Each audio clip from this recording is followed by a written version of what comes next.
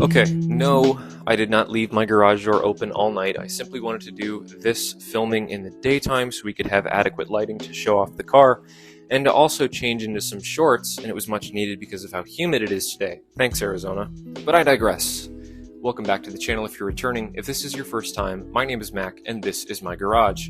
Before you sits Irene. She is my 1970 Plymouth Custom Suburban station wagon and was the primary focus of the last couple of videos as we got to work on this vehicle and try to get it up and running to take it to the Good Guys car show that was with us in March. And we did it, despite as many setbacks as I encountered, much of which you probably didn't see on the camera because of how particular I am with editing the footage. There was a lot of stuff that I got cut, mistakes and errors on my part. But nonetheless, we got it to the show safe and sound, and now it's back in the garage, and we have yet another update for it. Talking a little bit about myself without rambling on for too long, I really enjoy cars that are all original. Barn finds, survivors, or stuff that's restored as close to factory is what I am obsessed about. The reason why being is that I was not alive, let alone even a single-celled organism, during many of which these cars were brand new, because at one point in time this was a new car. This was the latest and greatest that Plymouth had to offer. And one of the reasons that this car was so intriguing to me was because it seemed to be all there for the most part, but the fact that it was as low optioned as almost possible. Now there was a base model Suburban, this being the Custom Suburban makes it a middle-of-the-road trim level, with the top of the line being the Sport Suburban.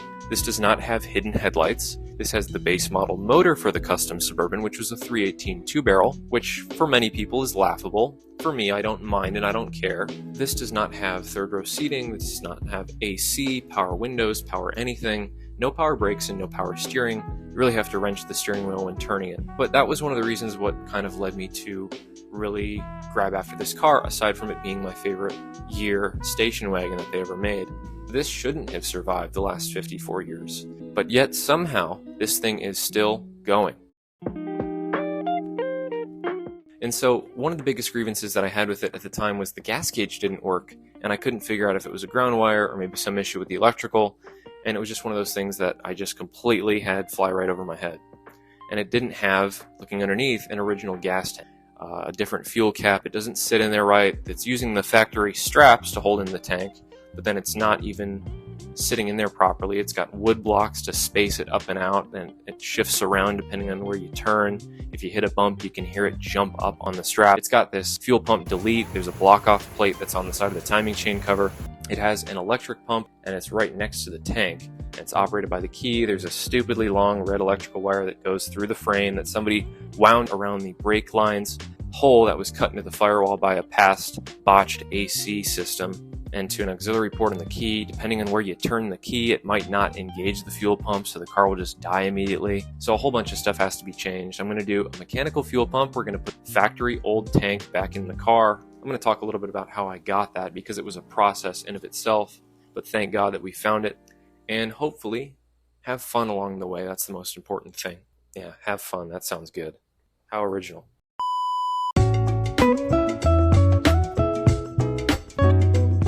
So I've just had the gas tank sitting over in the corner of the garage for the last week or so. Here it is. We'll put it on the chair so you can see it a little bit better. And this is the correct tank for this station wagon.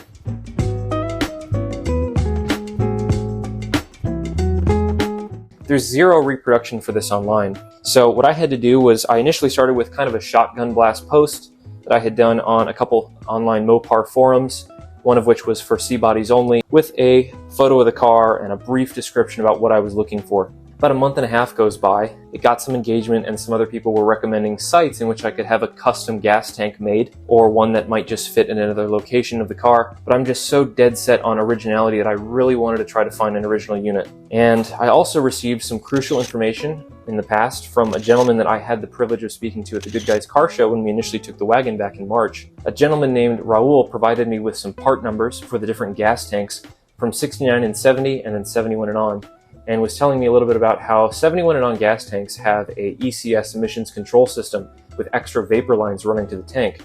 And sure enough, somebody had ended up tagging me in a post that was then to Facebook Marketplace about a gentleman who just so happened to be selling the gas tank from his 1970 Plymouth Custom Suburban. And so the gentleman who was selling his tank actually reached out to me over my post initially on For Sea Bodies Only, and we exchanged contact information, and he was kind enough to share with me a little bit about his wagon and what he was doing to it. He's got a high performance setup that I just can't even fathom.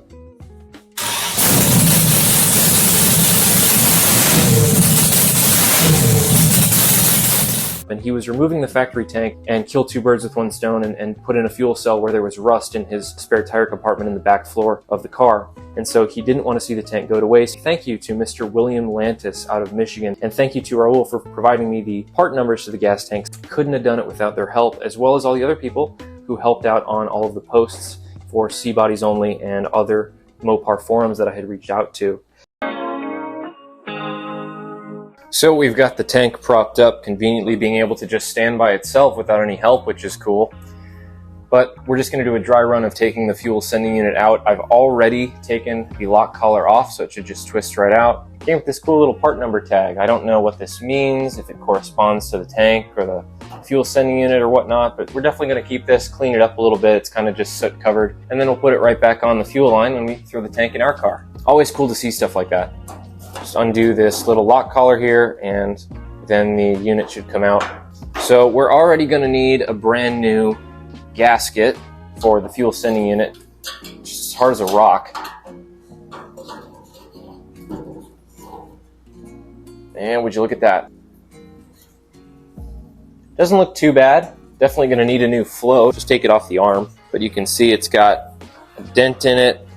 There's a hole there. Smaller hole up towards the top ridge, and then there's even, the camera will pick it up, there's cracks that are in the top right there. So also going to need a new fuel float.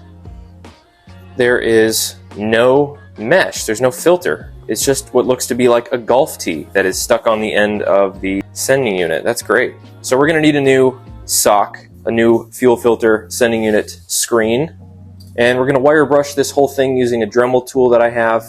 And then we're also going to do the exterior of the tank as well, just to try to clean it up as best we can. So let's get into that. So there's the Dremel we're going to use. And I've got a case with a couple different attachments, and wire brushes and whatnot.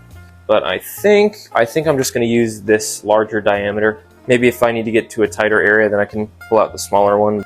So make sure you're wearing goggles, some type of safety glasses when you're doing this.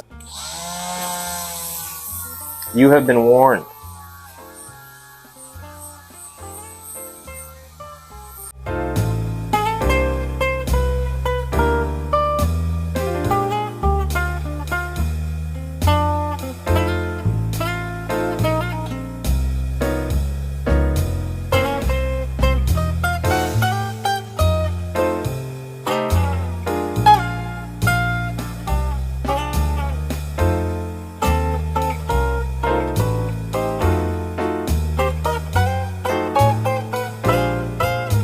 Maybe 15 seconds just around the edge, but man, you can just see the line right down the center in between. And there's even, if I clean it up on the dirty side still, there is a Mopar little Pentastar logo, so that's pretty cool. And we'll resume when I finish wire brushing this entire fuel sending unit, and then we'll show you the finished product. Well, and wouldn't you know it, it is done. Go ahead and just did a nice job of cleaning it up. Not perfect by any means, but a lot better than when we initially started off pulling it out. So now what we'll do is we'll go ahead and assemble all the new pieces on, which is really just two things, just the sock and the float. Shouldn't take too long for this fuel sending unit, and then we can move on to the next step. And this old pickup sock is just brutal, it's just on here. So I'm having to slowly rip off bits and pieces. There we go, got it off. Used a brass brush to then clean up the rust and oxidation that was on that part of the line. And now all we have to do is just put on the float and the sock.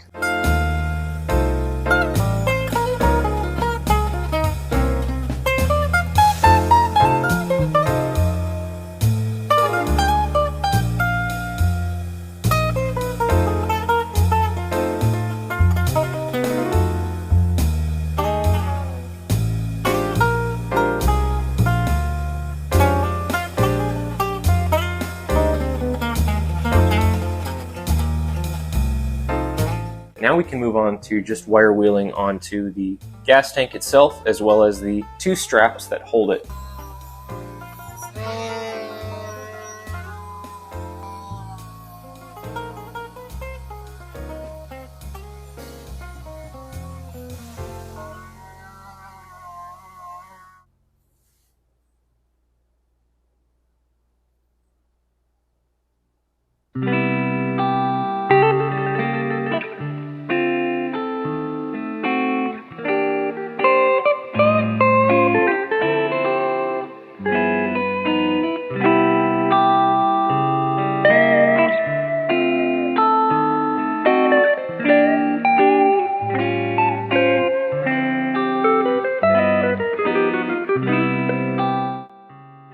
So cleaning the tank is going pretty well. It's just really a waiting game on having to let the battery for the Dremel recharge. If we turn the tank up, you can see that the Dremel tool is actually just leaving a whole bunch of little squiggly lines from where the brush is going back and forth. And I don't like how that looks, just my own opinion. But what seems to be working pretty well is actually just putting a little bit of metal polish on a rag and going over the area.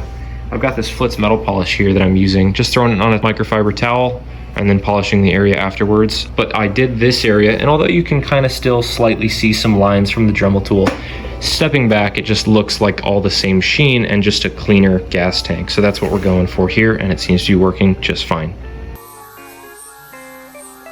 Well, it has been another day, but the exterior of the tank as well as the retaining straps are finally finished. I'm done with it.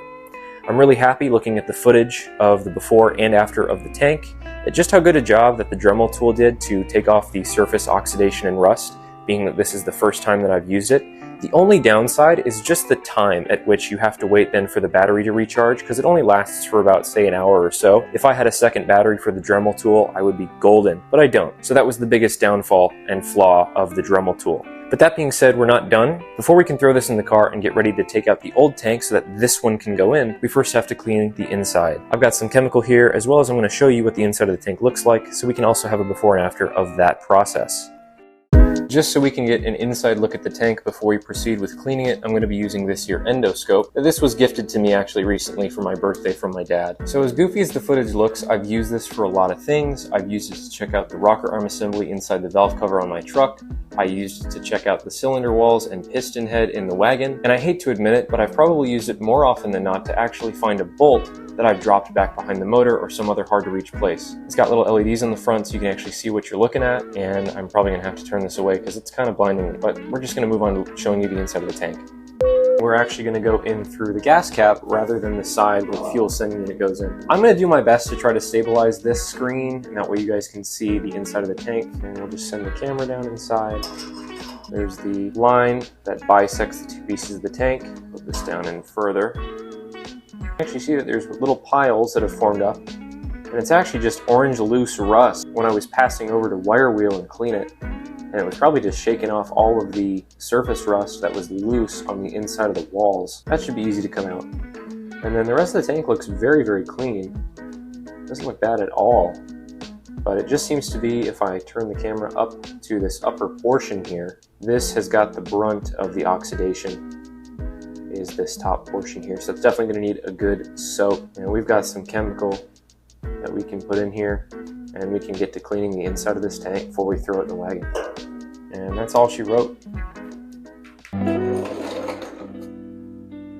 Oh, that may have been actually perfect. Don't ask me how many times I've had to redo this shot. Okay, this is Evapo Rust, heavy-duty rust remover that CRC makes. This is the chemical that we're going to be putting to the test to see how good of a job it does at removing the rust from the inside of the tank. This was given the thumbs up by my manager at work, of all people, so I think this should do the trick. I bought a gallon of it for about $30, $35. I think that's all you need, really. They do sell 5 gallons and other various smaller quantities of it, but I don't think I'll need that much or that little. The premise is to have a container, fill the container with the stuff, soak and submerge whatever piece you're trying to take the rust off of, and then there's instructions on the back that tell you, depending on the severity of how much rust is on the piece, how long of an allotted time span then the piece should soak. What was cool about it that I was told of was it's actually reusable. So once you're done with whatever you can soak with it, you can actually just pour the liquid back into the container and reuse it and just keep it around the garage for whatever you need to de-rust in the future. I'm actually going to turn the tank upside down, and we're going to fill up with the Evapo Rust through the hole for the sending unit rather than the gas cap.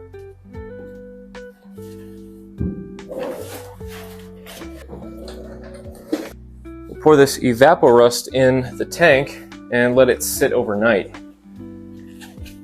Really excited to see how this is going to turn out.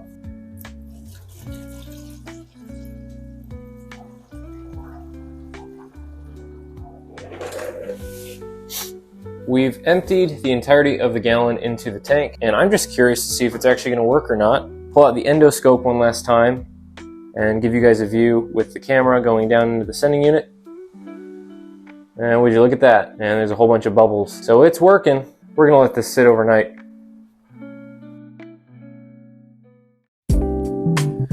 So a little less than a day had passed, and I decided to check on the evaporust in the tank. I pulled out my phone, turned on my flashlight, and getting a look down on the inside, you can see a lot of yellowing where the rust is starting to be eaten off by the evaporust, but it was taking a significantly longer and longer amount of time to do so. So I tried speeding up the process. I went to the store and I bought 4 feet of chain, put that in there with the evaporust, plugged off both ports with some Ziploc baggies and some rubber bands, and I was able to rattle the tank around and try to get that chain moving so that it could be abrasive and scrape off a lot of the interior surface rust that is on the inner walls of the tank. And sure enough, it worked very, very well. I used my little 2000 PSI electric pressure washer, and it came out. You can see from the footage that the rust water is just orange. But I digress. Moved it back into the garage where I used up my shop vac to blow some air throughout the entirety of the tank to thoroughly dry the inside.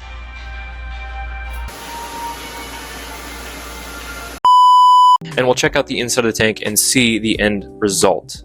And really the main concern was just that upper portion. So we're looking at the sidewall here of the tank. If I can try to straighten the camera. There we are. We're looking at the inner sidewall, and then as I move the camera up, there was a definite line that was right about there. But you can see that there's some slight yellowing that's probably just left over from where the chain could not reach, kind of deeper pockets or pits in the metal. I'm not too worried about that. All the walls look really, really good. And that's the floor of the tank, bisected by the metal. Really, really happy with how this turned out. And I think it's good enough. It's not perfect, again, by any means. So now what we can do is just put the fuel sending unit back in the tank. I also took some time to use the Dremel tool to clean up the lock collar as well.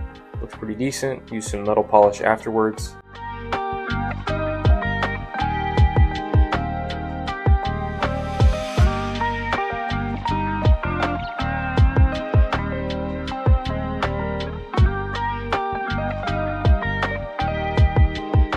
The fuel tank is officially done.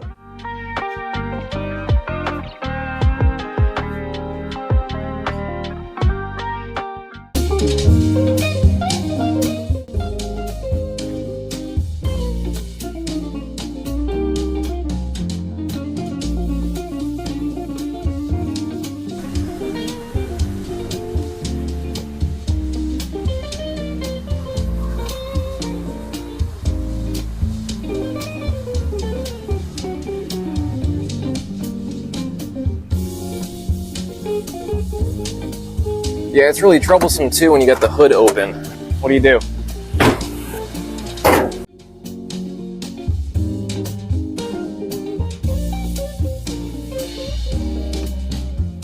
Also got to move some of this stuff out of the way in case this goes too far late in the night and it carries over to the next day and I still have to be able to close the garage door.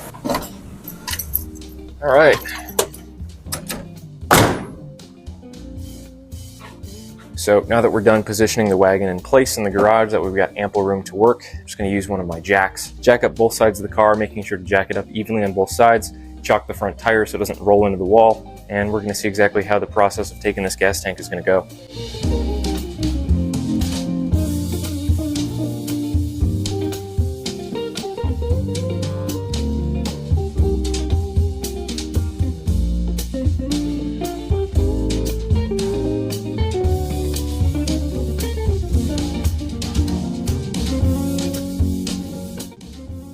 There's a lot of space here, so hopefully we should be able to slide this tank out. As you can see, it's a lot skinnier and it doesn't fit up the whole space that's in there. The tank that we're about to put in it, the correct one, is going to have a problem with this leaf spring here. He had to drop the axle in order to get the tank out of his own wagon.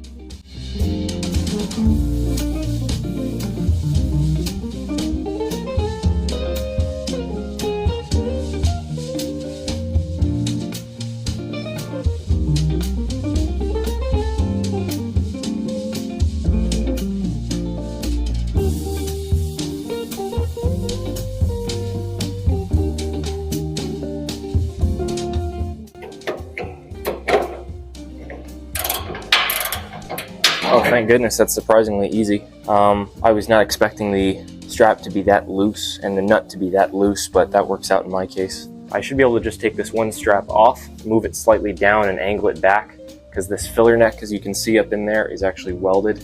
I'll move the light so you can see it. And then I should be able to just have enough room to kind of push the tank back up against this inner wall here.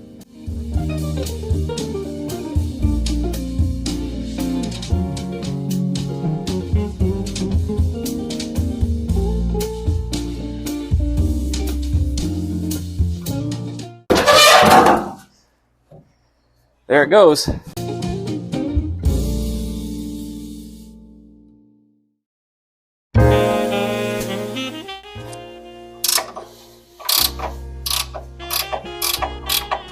I've got that penetrating heavy-duty WD-40, so it's doing a pretty decent job. Yeah, I'm gonna try to use a crowbar. So we've got that little bracket just hanging now, and that should allow for not as much tension to be solely on that soft line there. We'll drop this down.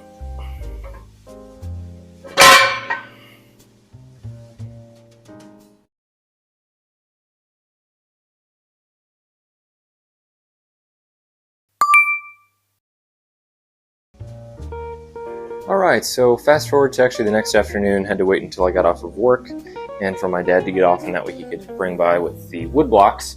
So we got a couple of them. The jack's teeth on that plate are biting into the wood, so it should be fine. And I do have the jack stands there, but now this should allow for enough space, and we're going to try to get this gas tank finally into its little sleeve. Well, here goes nothing.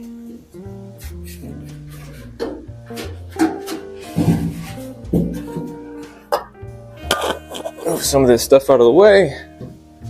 That way I got adequate space.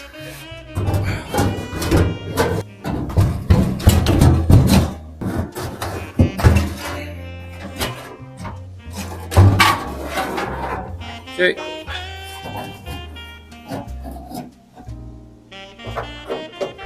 Because we're awfully close. Still has a lot of room up in the top here, so I might be able to maybe shove it up to get it to rest on that strap that I have.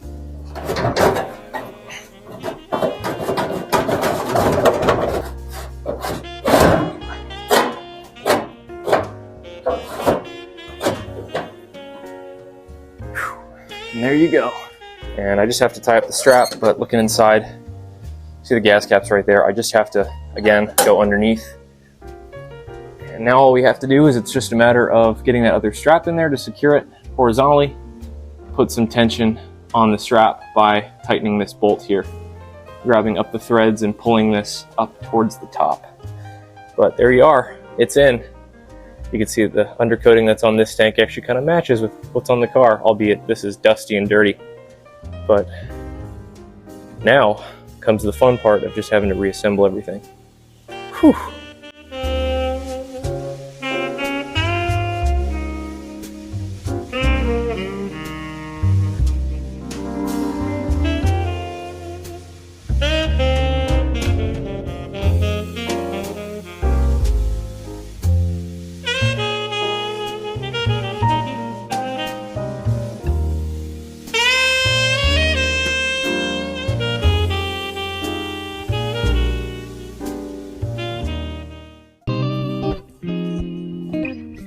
This is mic check 1. Brake cleaner, sniffing brake cleaner, test 1. Sniffing brake cleaner, test 1. There we go. The gas tank is done. Looking at it, it's inside of its little area on the car. And if you open up the gas door, the filler neck and the cap are seated and centered directly where they should be. Now what we can do is we can focus on the mechanical fuel pump now that I have that hard line. The hard line showed up today. So here's what we got. We got a couple things. We got the fuel filter, the same one that I have on my truck, and coincidentally, if you do look up what the original fuel filter, the style of it looks like for a Mopar from this era, this is what you're going to get. They do make reproductions of fuel filters that not only are this similar style, but actually also have a reproduced part number with a little Mopar logo, and they even sell them according to the date code of the month at which your car was assembled, if you want to go that purist. We're going to put this on. Also got from Napa as well, mechanical fuel pump, and the hard line that we were waiting for from a company called Inline Tube. I've never bought anything from them. This is the first time. So you've got this longer piece that goes from the high pressure side of the mechanical fuel pump, and then there's a break in it after it reaches about the top of the timing chain cover. And then you have a piece of rubber hose with 2 hose clamps, the fuel filter, and then another rubber hose with hose clamps. And then you have this other almost S-shaped piece that then goes from the end of the outlet of the fuel filter to the carburetor. So that's what we got going on. That's how it came from the factory, and that's the way that it's going back. Okay, I'm done. Let's get started.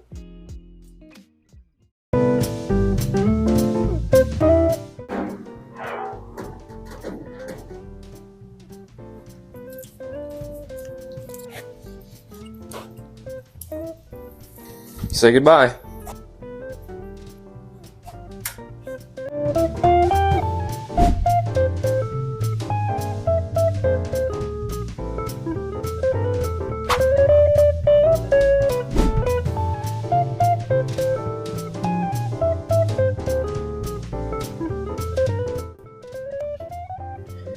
This extension is just the perfect size to be able to take off those two bolts. There we go. There it is. Oh, it's chrome. I didn't even see that. Alright, bear with me. I know the footage is not the best, but this is just as close as I can get it on the tripod. There we are. Some brake cleaner on a rag and some quick work with a razor blade should take that old gasket material right off.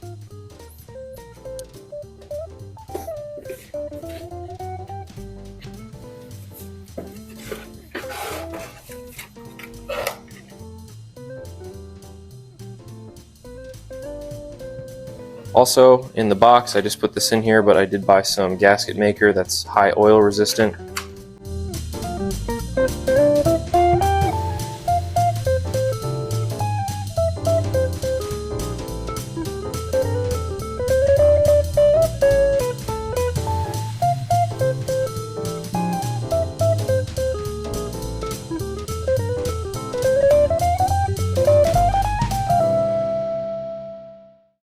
Alright, fast forward about a half hour and we got the fuel line all situated. I torqued down the bolts on the fuel pump to factory spec, and then we'll at least just turn the motor over a bunch to try to prime the fuel line, put some gas in the tank.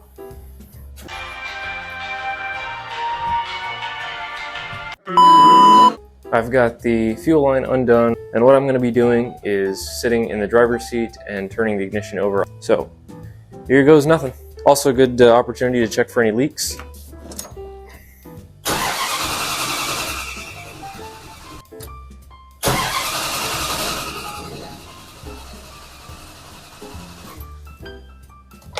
And there you go. Starting to get a little bit of fuel up in there. A little bit that spilled up out of the bottle there, but nothing too crazy. So everything is finally done and put away. I've got the wagon tucked away in the garage. And all we need now is just that one little hose clamp that I gotta head to the store for tomorrow. We're gonna put more gas in the tank after taking it up to the store and just verify that there's no more leaks one last time. I'm tired and I'm gonna go to bed. I'll see you guys tomorrow morning.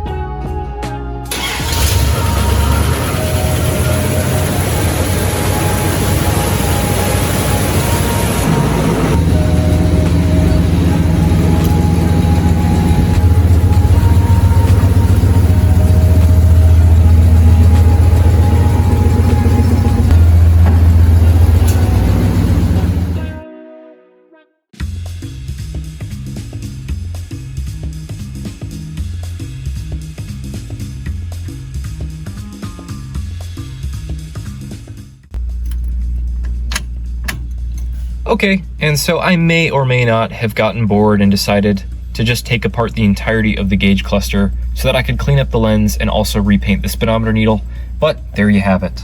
With the key on, the gas gauge works. Finally!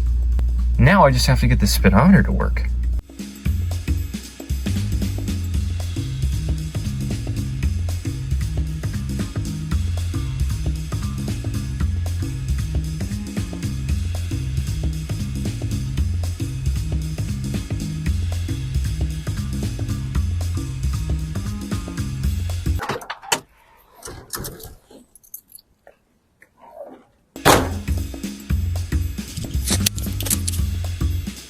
Well, and that's going to do it. we finally were able to get done with the gas tank as well as the mechanical fuel pump for Irene, our 1970 Plymouth Custom Suburban. I know this video is a little bit longer, and although you're seeing this in 30 minutes, if you made it this far in the video, the entire process in of itself, with sourcing the gas tank, finding it, waiting for it in the mail, as well as all of the parts and pieces to have it done right and restored, took about 2 months. With that being said, leave a comment down below telling me what you liked about the video or what you didn't like in out of the case, or go back to the channel and watch other Max Garage content. Also, please consider subscribing to the channel. It would greatly help out, and I really enjoy making these videos and being able to restore pieces back on these vehicles. Until next time, take care and God bless.